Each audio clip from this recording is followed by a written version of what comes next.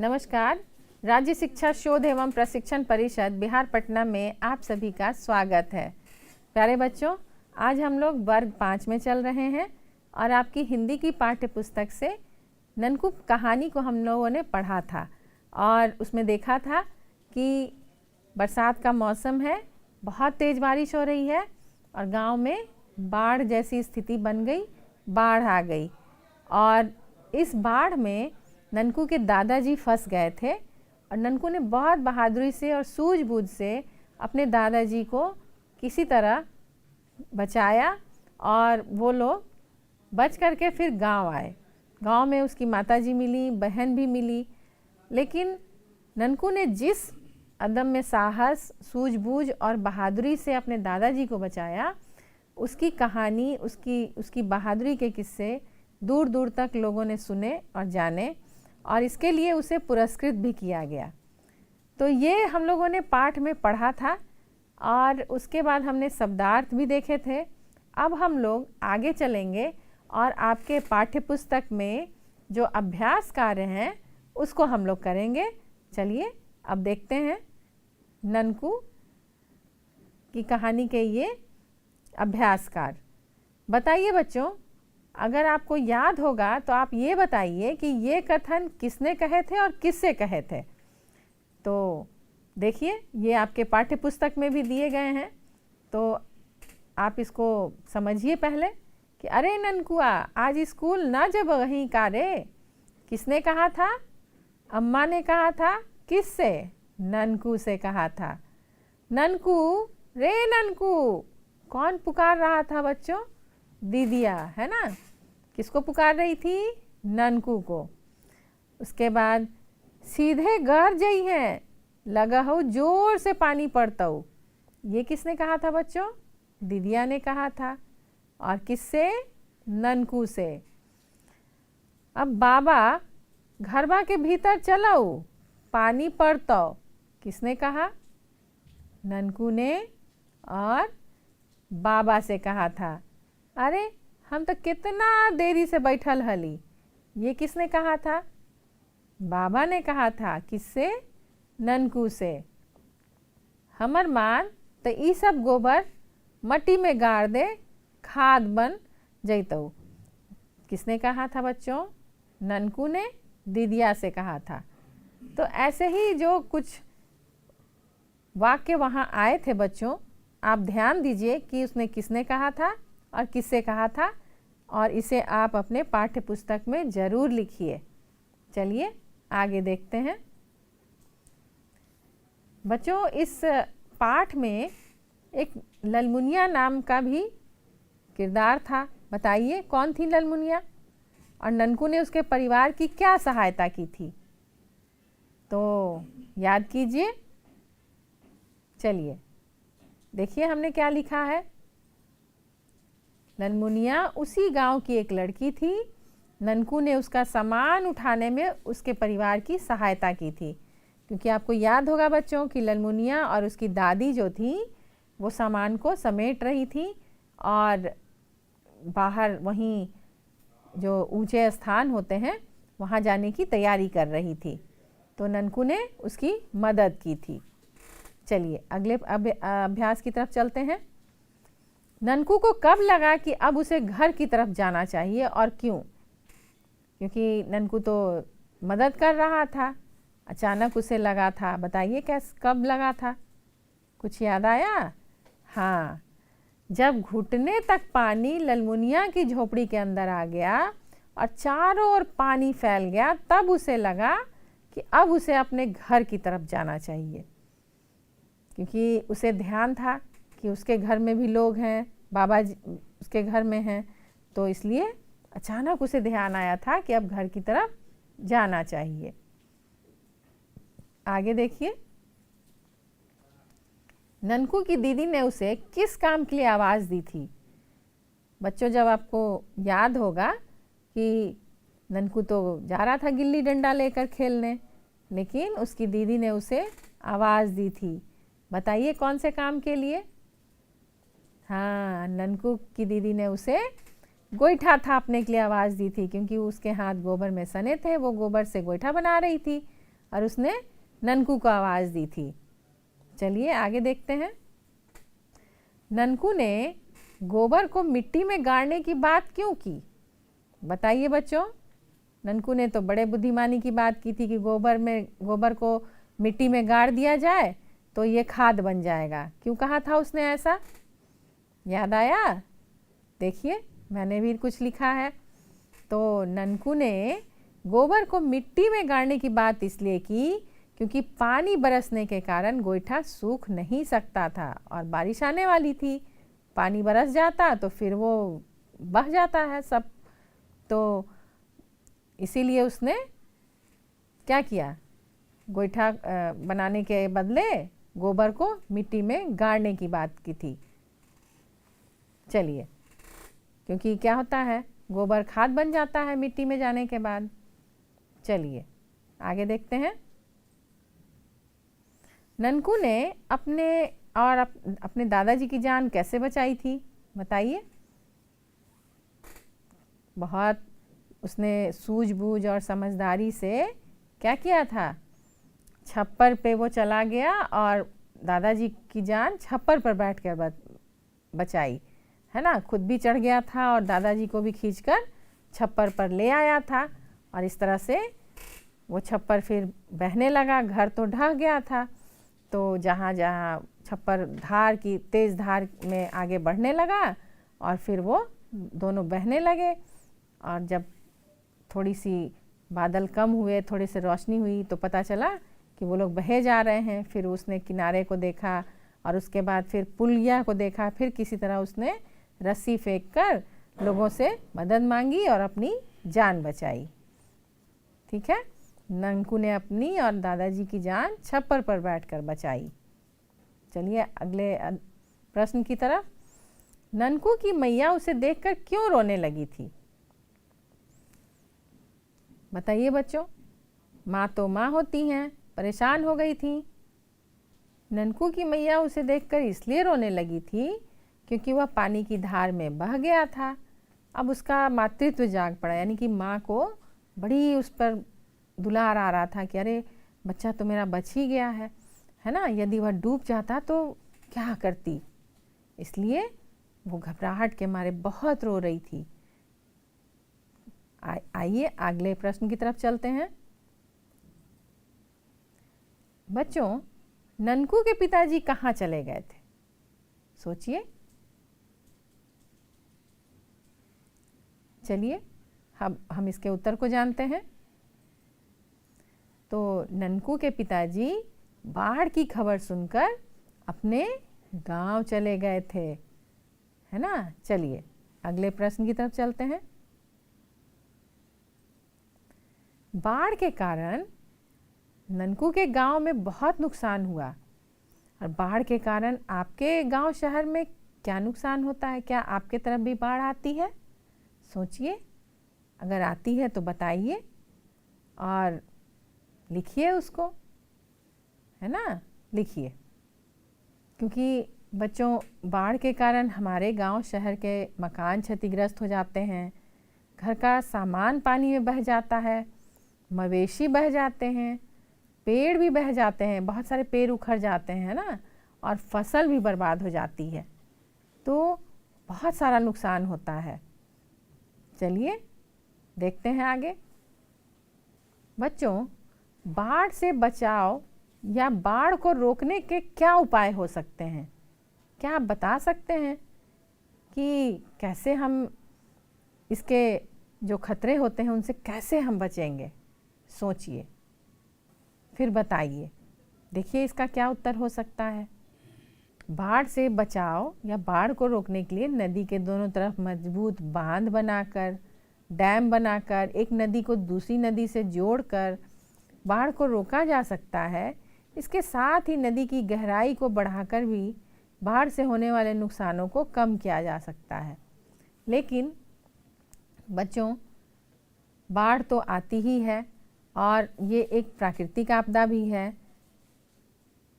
बाढ़ से जो नुकसान होते हैं इसके लिए पूर्व में तैयारियां करके और बाढ़ के दौरान भी कुछ सावधानियों को बरत के हम इसके होने वाले नुकसानों को बहुत हद तक कम कर सकते हैं।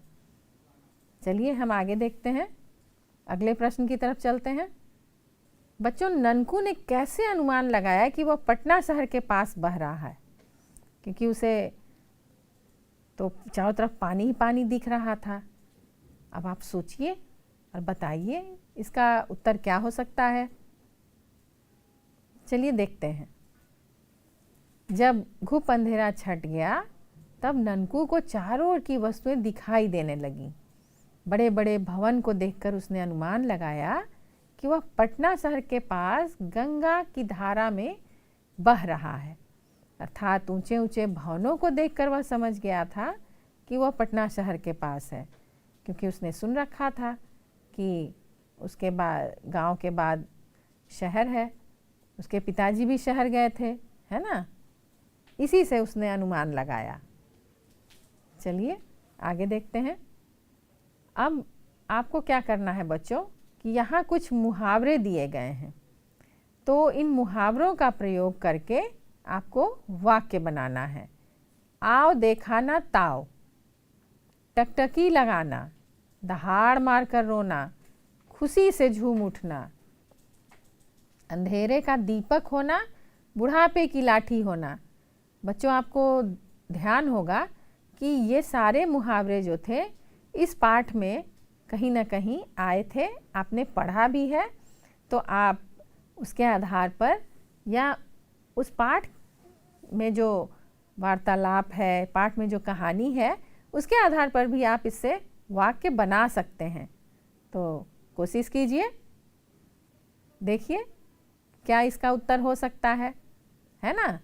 आओ देखा ना ताव, ननकू आओ देखा ना ताव छप्पर पर चढ़ गया, यानी कि बहुत फुर्ती से, है ना। टकटकी लगाना मतलब एक टक देखना, तो ननकू की माँ अपने पुत्र के लिए टकटकी लगाए बैठी थी। और दहाड़ मारकर रोना, जैसे अगर किसी की मौत हो जाए तो बहुत अचानक से तेजी से रोने लगते हैं लोग, है ना।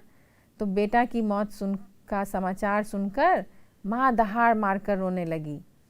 या खुशी से झूम उठना मतलब बहुत खुश हो जाना, परीक्षा में प्रथम स्थान आने पर मोहन खुशी से झूम उठा। अंधेरे का दीपक होना, महेश अपने परिवार का अंधेरे का दीपक है। बुढ़ापे की लाठी होना, पुत्र माँ बाप के बुढ़ापे की लाठी होता है, यानी कि सहारा, है ना। तो बच्चों, इस तरह से और भी ये बहुत सारे मुहावरे हैं, आप उनको देखिए और उनसे वाक्य बनाइए। देखिए आपसे बनता है कि नहीं। आगे देखते हैं। बच्चों, ननकू कहानी में कई जगह खास तरह की भाषा या शब्दों का प्रयोग हुआ है, उनका अर्थ आपको बताना है। आपने पहले भी देखे हैं कि कौन सी बात का क्या अर्थ है। चलिए अभी फिर हम लोग देखते हैं अंत में। जैसे घुप अंधेरा यानी कि घना अंधकार, झिड़की खाना, डांट सुनना, धौल खाना, मार खाना। ये थे कुछ शब्द जो इस पाठ में आए थे, और आप ऐसे ही अन्य वाक्यों को भी ढूंढिए और देखिए कि उसके क्या अर्थ हो सकते हैं। बच्चों, आज आपने ननकू पाठ में जो अभ्यास कार्य थे उसको आपने किया। तो यहाँ एक बाढ़ की स्थिति बनी हुई थी और आपने देखा कि बाढ़ जब आती है तो पूरा जनजीवन अस्त व्यस्त हो जाता है। बच्चों, इस स्थिति से निपटने के लिए कभी कभी कुछ पूर्व तैयारियां भी करनी होती है और बाढ़ के दौरान भी कुछ सावधानियां बरतनी होती है, जिससे हम बहुत सारी समस्याओं से बच सकते हैं। जैसे अगर आपको लगता है कि आपके गांव में प्रतिवर्ष बाढ़ आती है या हमेशा बाढ़ आती है या कभी बाढ़ आने वाली है, तो वहाँ हम कुछ सावधानियां बरतते हैं, कुछ जानकारियां रखते हैं। जैसे हम पहले से पूर्व से स्थान को चिन्हित कर लेते हैं कि अगर बाढ़ जैसी स्थिति हो तो हमें कहाँ जाना चाहिए। या तो सामुदायिक भवन होते हैं या ऊंचे ऊंचे ऐसे जगह होते हैं जहाँ गांव से वो ऊंचे जगह पर जाकर हम शरण ले सकते हैं। दूसरी बात कि जो हमारे घर में सामान होते हैं जिन्हें हमें अपने साथ ले जाने की ज़रूरत होती है, उन सामानों को, जैसे आपका बैंक का पासबुक है, आधार कार्ड है, कुछ शैक्षणिक जो सर्टिफिकेट होते हैं, आपके प्रमाण पत्र होते हैं, और इन सभी कागजात को, घर के कागज़ होते हैं, ज़मीन के कागज़, इन सभी कागजात को एक प्लास्टिक के फोल्डर में लपेटकर हम लोग एक आपातकालीन किट तैयार करते हैं और उसमें इसको रखते हैं। साथ ही कुछ ज़रूरी जो कपड़े होते हैं, खाने पीने के सूखे खाद्य सामग्री जो होते हैं, खाने के सामान जैसे बिस्किट, चूड़ा, गुड़, आटा, सत्तू, चीनी, नमक, इन सभी चीज़ों को भी हम उस आपातकालीन किट में रखते हैं। साथ ही आप क्या करते हैं कि कुछ ज़रूरी दवाइयाँ, जैसे पानी साफ़ करने के लिए हैलोजन की गोलियाँ, ORS के पैकेट, इन सभी चीज़ों को भी उस आपातकालीन किट में हम लोग रखते हैं, ताकि आवश्यकता पड़ने पर आकस्मिक स्थिति में हम इन चीज़ों को लेकर, ज़रूरी सारे सामान तो हम नहीं ले जा सकते हैं, इन ज़रूरी चीज़ों को लेकर एक स्थान से दूसरे जगह हम पलायन कर सकें, जाकर रह सकें।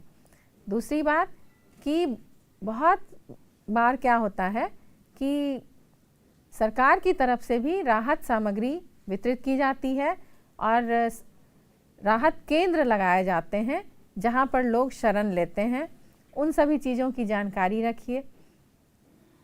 बाढ़ आने वाली की स्थिति में हमें अपने स्वास्थ्य का भी ध्यान रखना पड़ता है बच्चों। तो आप अगर ऐसे कहीं जगह पे हैं जहां हमेशा बाढ़ आती है, तो कभी भी आप पानी को उबाल कर पिएं, भोजन को हमेशा ढक कर रखें, खुले और वैसे जगह में ना रखें जहाँ पे कि ज़्यादा मक्खी मच्छर और दूषित हो जाए वो खाना। तो वैसे जगह पे हमें नहीं रखना है खाने पीने की चीज़ों को।